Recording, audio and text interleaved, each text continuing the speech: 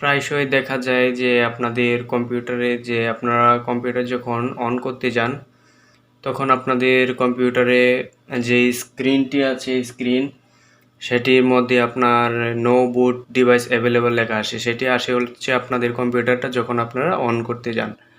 তো সেটি অন করার পরে যদি এমন সমস্যা আসে তাহলে কি করবেন সেটি আজকে আমার এই ভিডিওতে দেখাবো। তো ভিডিওটি শুরু করার আগে আমি আপনাদেরকে একটা কথা বলে নিই। আসলেই আমি ভিডিও বানাই আপনাদের যদি সামান্য একটু উপকার হয় সেই সাথে আমি ভিডিওগুলি বানাই। তো আপনারা যদি আমার ভিডিও থেকে একটু উপকৃত হন তাহলে আমি আসলে আমার ভিডিও বানানো সার্থক। তো আপনারা আমার সকল ভিডিও দেখবেন আর আশা করি একটি লাইক অথবা আমার চ্যানেলটি সাবস্ক্রাইব করবেন। তো চলুন আজকে আপনাদেরকে দেখাই কিভাবে আপনারা সেই সমস্যাটি সমাধান করবেন।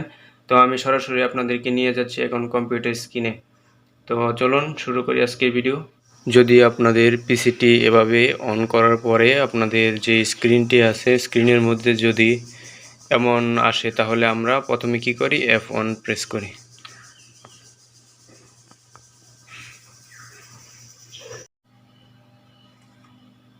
তারপরে যদি আমরা এভাবে ডিসপ্লেতে আপনার এটা আসার পরে আমরা নর্মালি F1 প্রেস করি। তো আমি F1 প্রেস করার পরে আপনারা যদি এই যে এখানে নো বুট ডিভাইস অ্যাভেলেবল, আবার যদি আমি F1 প্রেস করি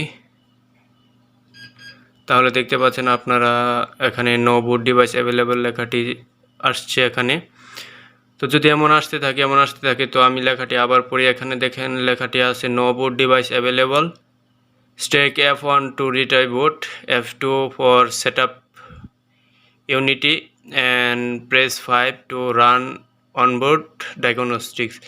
তো এভাবে যদি আসে তাহলে আমরা প্রথমে যদি F1 দেই তাহলে F1 দিয়ে দেখছেন আপনারা কিছু হচ্ছে না, এখানে বুট হচ্ছে না। তো এখানে নো বুট ডিভাইস অ্যাভেলেবল লেখাটি আসছে। তো আমি যদি আবার F2তে যে সেটআপ ইউনিটি এটা আপনাদের দিয়ে যদি প্রবলেমটা সলভ করতে চাই তাহলে আমি আবার এখানে F2 দিয়ে দেখি। F2 প্রেস করার পরে এখানে অনেক সিস্টেম আসছে, মেমোরি। তো এখানে যদি আমি এখানে নিচে একটু এটা আনি এভাবে যদি আমি নিচে আনি তাহলে এখানে ড্রাইভে আছি, ড্রাইভ। তারপরে এখানে আমি এন্টার দিয়ে যদি আমি এখানে আপনারা আছে সাটাকেও এটা আছে, তো এটাকে অফ অন করে আমি যদি একটু দেখি তাহলে অফ অন করে আমি একটু প্রোগ্রামগুলো দেখতেছি। তো আমি যদি এখানে প্রোগ্রামগুলো একটু অফ অন করে যদি দেখি, আচ্ছা এন্টার আমি এখানে দিলাম। তো দিয়ে আমি আবার এখানে দেখি ঠিকঠাক হচ্ছে কিনা একটু দেখি। এই যে প্রেস করে এখানে সেভ দিয়ে দিই, সেভ এন্ড এক্সিট, দেখি ঠিকঠাক হয়েছে কিনা। তো দেখতে পাচ্ছেন এখানে আমার পিসিটি অন হয়ে গেছে। তো আপনারা এভাবেই অফ অন করে দেখে নেবেন।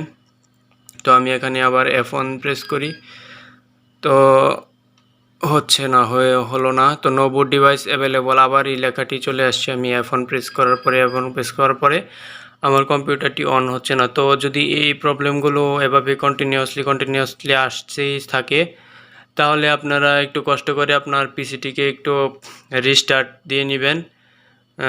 আমি একটু রিস্টার্ট দিয়ে নেই, তারপর আমি আসছি পিসিটিকে আমি রিস্টার্ট দিয়ে নিই।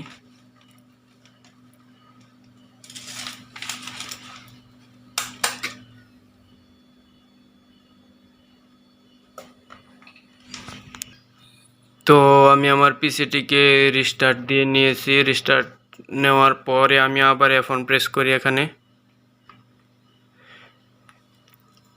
F1 প্রেস করার পরে দেখতে পাচ্ছেন আমার পিসিটি এখন অন হচ্ছে। এই যে আমার পিসিটি এখন অন হয়ে গেছে, এখন ঠিকঠাক মতন সব চলে আসছে। তো আমি আপনাদেরকে একটা জিনিস সাজেস্ট করি, সেটা হচ্ছে গিয়ে যদি আপনাদের কম্পিউটারে এমন সমস্যা হয়, এটা আসলে ডেল যে অপটিপ্লেক্স আছে এটাতে এমন সমস্যাগুলো হয়ে থাকে। তো আপনারা নর্মালি কি করবেন যে আপনাদের পিসিটি যদি নো বুট ডিভাইস অ্যাভেলেবল লেখা আসে তাহলে আপনারা এদিক সেদিক আপনারা ক্লিক টিক না করে বা কোনো কিছু না করে আপনারা নর্মালি কি করবেন, আপনাদের পিসিটিকে একটু কষ্ট করে রিস্টার্ট দিয়ে নেবেন, তাহলে দেখবেন অটোমেটিকলি এভাবে আপনার কম্পিউটারটি ওপেন হয়ে গেছে। তো আশা করি আপনারা বুঝতে পেরেছেন। যদি কোনো কিছু বুঝতে না পারেন তাহলে অবশ্যই আমার কমেন্ট সেকশনে জানিয়ে দিবেন, আমি আপনাদেরকে সলভ করার চেষ্টা করব। তো ভিডিওটি শেষ পর্যন্ত দেখার জন্য আপনাদেরকে অসংখ্য ধন্যবাদ।